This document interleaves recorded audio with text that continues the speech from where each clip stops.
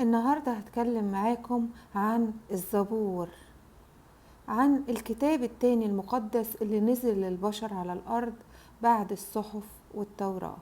نزل الزبور على نبي الله داود ابن إيشا من نسل يعقوب ابن إسحاق ابن إبراهيم الخليل عليه السلام في 12 رمضان. احتوى الزبور على 150 قصيدة، والقصايد دي ما كانش فيها أحكام أو حلال أو حرام أو غيره، ولكن كانت عبارة عن مواعظ وحكم وتمجيد لربنا سبحانه وتعالى. وكان سيدنا داود صوته جميل، فكان كل ما بيقرأ بيتجمع حوله الإنس والجن والطيور والوحوش يسمعوا ويغنوا ويسبحوا ربنا معاه. وورث سيدنا سليمان ابن سيدنا داود الحكمة والعلم ومحادثة الطيور من أبوه سيدنا داود. كان سيدنا داود بيشتغل في الحديد، وكان بيستخدم الحديد انه يعمل منها دروع للحماية، ومن فضل ورحمة ربنا بيه ألان في ايده الحديد، يعني خلى الحديد في ايده سهل التشكيل، واداله ربنا سبحانه وتعالى الملك والنبوة والحكمة والفصل بين الناس، وكمان لين الحديد في ايديه. وده كان فضل ربنا عليه، ما اداهوش لأي نبي من قبله.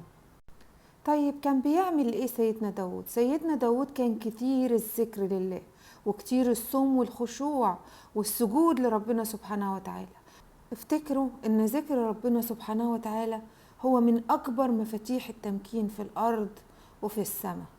فمع التسبيح والذكر لان الحديد، فما بالك بالقلوب والعقول بتاعت البشر، يعمل فيهم ايه التسبيح؟ تعالوا نربط قصة الحديد بتاعت سيدنا داود بالحديد اللي اتذكر في سورة الكهف مع ذي القرنين. في قصة ذي القرنين طلب زبر الحديد عشان يبني سد يفصل بيه بين المفسدين في الأرض يأجوج ومأجوج وبين الصالحين. إذن الذكر هو الفاصل بين العباد، بين المصلح فيهم والمفسد. كل ما كنت أكتر ذكر ربنا، كل ما ربنا سبحانه وتعالى حط حاجز بينك وبين المفسدين وكفاك شرهم. الذكر مهم جدا في كل شيء بتعمله في حياتك، وعلشان كده نزل الزبور منفرد بعيد عن الصحف وبعيد عن التوراة، عشان ربنا سبحانه وتعالى يقولك قد ايه الذكر مهم. وافتكر ان الحديد في بعض الآيات جه مرتبط بالحماية والحفظ والتفرقة بين السلبي والإيجابي، أو بين الطيبين والأشرار. وكذلك الذكر هو حماية ليك وبيفصل بين الصالح والمفسد. أما عن عبادة داود عليه السلام، فكانوا بيقولوا إنه هو بيصوم يوم ويفطر يوم، وكان بيقوم نص الليل أو أكتر. وقال الرسول عليه الصلاة والسلام إن عبادته أحسن عبادة. وكان بيقرأ ويتغنى بالزبور ب70 صوت، وصوته كان رائع وجميل. داود عليه السلام كان في جيش طالوت، وكانوا رايحين علشان يقتلوا جالوت. جالوت كان كبير العمالقة، وقتلوا داود، رماه بحجر في راسه وفلق راسه وموته، وكان ضخم البنية. وكان الناس تستغرب ازاي ان داود قليل الحجم ولكن بالرغم من كده قتل العملاق الكبير ده. وده اختيار ربنا سبحانه وتعالى لعباده، هو ليه حكمة احنا ما نعرفهاش، ما نعرفش هو بيختار العبد ده ليه وبيختار العبد ده ليه. ولكن اللي نعرفه ان داود بقى ملك وعنده الحكمة والنبوة، وورث ملكه كمان لابنه سليمان عليه السلام. تعالوا نقرأ كده الآية دي. وبعد حكايات وقصص كتير مات داود.